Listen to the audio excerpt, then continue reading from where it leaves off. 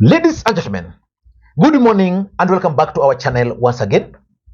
And it is my hope and prayer that this video is going to find you guys in good health. Personally, I am fine, as you can see. Kisumu is fantastic. And maybe you could also let me know where you're watching the video from. The county or the country, in case you are out of the republic. Ladies and gentlemen, today is going to be a defining moment for the people of the mountain as far as their political future is concerned. Limuru 3 is happening today. How are you? Limuru 3 wale walikuwa wanasema haitafanyika, ndio hii sasa. Ndio hii. Na tumeamua. Tuko hapa. Hi Rosa. Guys. Ndani kabisa. Hi Naomi. Lazima. Na tunaanza na kachai. Namna hiyo. Huku tunapanga. I think tufanye cheers.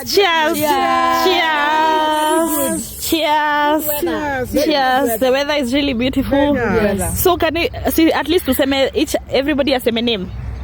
Chetagwa Naomi Kahiga Uhuru. Excellent. Mtetezi wa wanyonge Kenya mzima for 47 counties. Na a member of Buge Caucus. Yeah. Kenya mzima. Good. Tuko hapa. Assumpta Wagoi wa Muirore. Nakuru County mouthpiece ya mwananchi. Mama County wa Jubilee Party. Organizer wa Limuru 3 Nakuru farafara ciothe. And if there's one thing the organizers of the event must ensure happens, if there's one thing they must focus on, then it is the success of the event. Because let me assure you, if today's event is going to fail, then Uhuru Kenyatta is going to be buried politically. Because most people assume that Uhuru Kenyatta is the man or the face behind the event. If the event today is going to fail, Karua is going to be sent to political Siberia. If that event is going to fail, someone like Jeremiah Kioni will not even have a space to hide his face. So they must ensure that the event succeeds. And in the event that the event fails, then William Ruto is going to stamp his authority as Mount Kenya kingpin. And in case the event is going to fail, William Ruto is going to stamp his authority as Mount Kenya kingpin. In this video, I want us to look or do a critical analysis about how Limuru 3 event will shape the 2027 presidential elections in the Republic of Kenya. But several questions are being asked. The first question is, what is the objective of Limuru 3 event? Yesterday, Karua and the team toured the venue for the event. And the former governor for Laikipia had this to say. Preparations for Limuru 3 are now complete. And therefore ours is to extend a message of goodwill to all Kenyans, and we hope they too wish us well as we deliberate on matters that concern the great region of Mount Kenya. So thank you very much, and we are looking forward to a wonderful day tomorrow. We were just here to check the grounds. You can see everything is ready. We are set to go for Limuru 3 tomorrow. This is a meeting by invitation. Delegates are accredited, and therefore that's the way it shall be. As you can see ourselves, we are quite orderly, and we think that that's the way politics and political discourse should be conducted. And of course, I also watched this interview on Herman Manyora, where Professor Kagwanja was explaining the whole thing. If you missed it, you can check it there. I just want to play for you this part. The Muru has always signified, deep politics, what they call the night of the long knives, when power changes hands and when alliances are formed and alliances change the dynamics of politics. But Limuru is about the national question. It is not always about the ethnic question. Because that is the question with Kenyans. Yes. Is it just Mount Kenya? No, Limuru cannot be about the ethnic question. It is about the national question. But it's also about a community that has been at the heart of politics in Kenya. The second question which most Kenyans are asking is, who will attend this event? Who are some of the senior Kenya Kwanza leaders who will be attending this event? Who are the key political players from the mountain who will be attending this event? Because those who will attend this event will determine whether it's successful or it has failed. I'm not seeing the hands or the face of Maina Njenga in this event. I don't know why. So I'll be waiting for Maina Njenga to appear. Because if he will not appear, because something is telling me deeply, because something is convincing me that Maina Njenga is not going to make an appearance. If Maina Njenga is not going to make an appearance here, then Martha Karua and the team will still have a long way. And the last question is, who is funding this event? Because from what I've observed, it is clear that the event is heavily funded. Even tea is being served. And the event is expected to host thousands of people. And tea is being served. The last time we saw tea being served was when Ruto and Gachagua were at Sagana. When they prepared mchele. You remember that day. But the truth is, tea is being served in this event. So who is funding the event? Moses Kuria said something yesterday. Okay, we need all of us. You can't tell me that you find the problem, come and see me. Who are you? You don't agree with that? I don't. Do you believe in 1 man, 1 shilling? I do, but I do believe one more thing. Yeah. As a minister, as a deputy president, as Kimani Shungwa, as Kimani Kuria, as Dede Nyoro, people from the mountain, one, we have the power now. What are you going to ask Wanjiko to do? Who do tunataka 1 man 1 vote? Na tuko na nafasi ya to solve those issues. Who are we telling to solve those issues? I think it's hypocritical. Okay. Who is sponsoring Limuru 3? There are people who are sponsoring it. Now, how much? In the last 24 hours, I know somebody who has put 10 million on it. And I want to tell people who are attending Limuru 3, please don't go home hungry. Pesa iko. So I want us to figure out how the event today will shape the politics of 2027. But before we do that, for those who are watching this channel for the first time, please take a second or two, click that subscribe button so that next time we produce a video like this, YouTube will automatically notify you. And to the subscribers, I want to continue thanking you guys for your continued support. Because without that support, this channel cannot be where it is. Ladies and gentlemen, without any further ado, allow me to dive in. First of all, let us agree that the event today is going to have an impact both in Azimio and Kenya Kwanza. In Azimio, it's going to determine the future of Azimio. Because for those who've been following the developments within Azimio, there is a very strong feeling from the leadership, from the mountain, that they are no longer really embraced in Azimio. In fact, at some point, they were very clear that after the last election, because of the number of votes or because of Raila Odinga's failure to secure enough votes from the mountain, they are being sidelined. So if this event is going to succeed, probably it's also going to change their relationship with Azimio.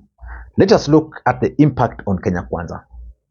Kenya Kwanza is going to be the hardest hit with the success of this event. And that's why most Kenya Kwanza leaders are praying that the event should actually fail.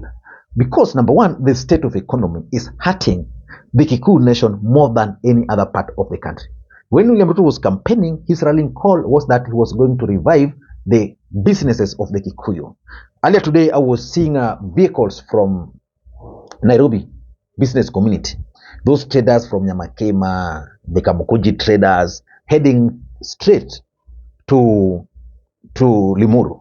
Because of the state of economy, they feel that their businesses are not doing well. The economy is bad, they are being affected. And of course, there's also the latest, which is the land grabbing, the ones in Naivasha and other parts of the Kikuyu nation, which they feel that their people are being evicted. So let us wait and see. But how will this event determine the 2027 presidential election? That is the question.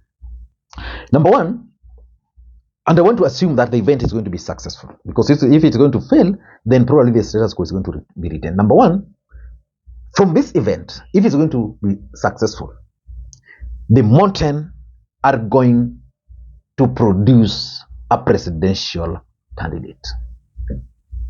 Because one thing I know is definitely going to happen is that there's a high chance that they'll name someone as the face of the community.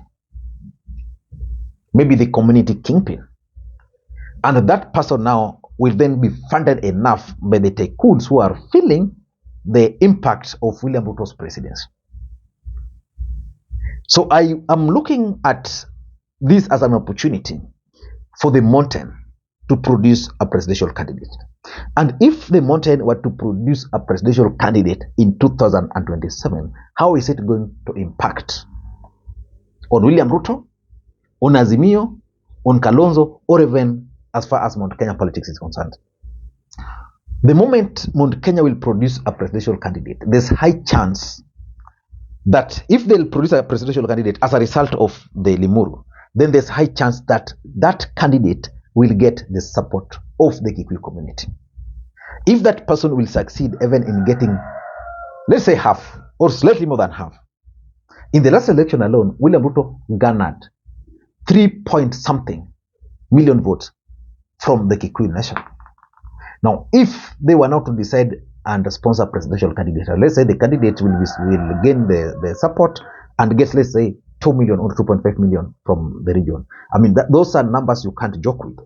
Those numbers will definitely have a big impact on William Ruto and his bid. It's definitely going to also have a big impact on Azimio.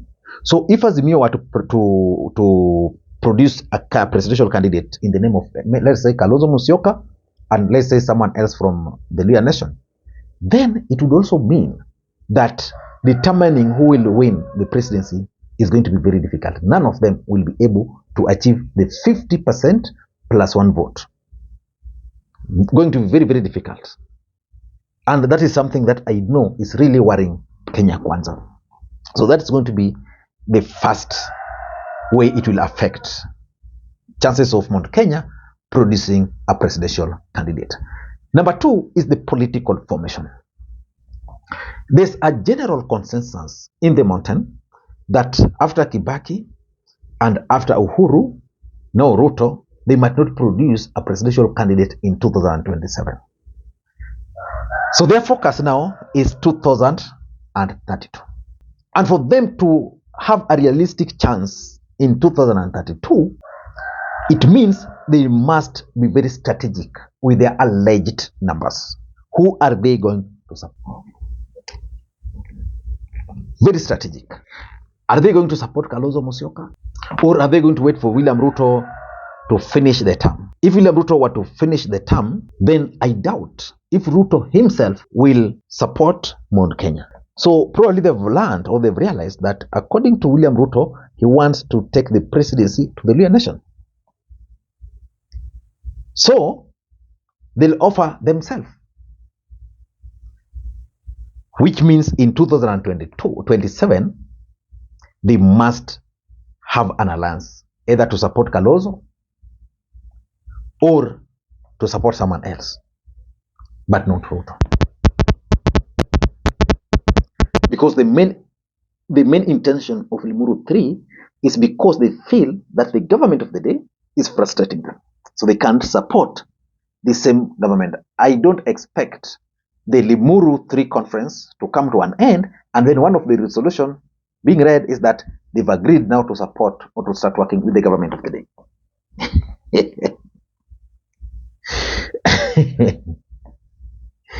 And of course, apart from the political formation, there is also new alliances. Now, assuming they end today and they make a resolution, then in their own minds they believe that the event was successful. They'll have the numbers.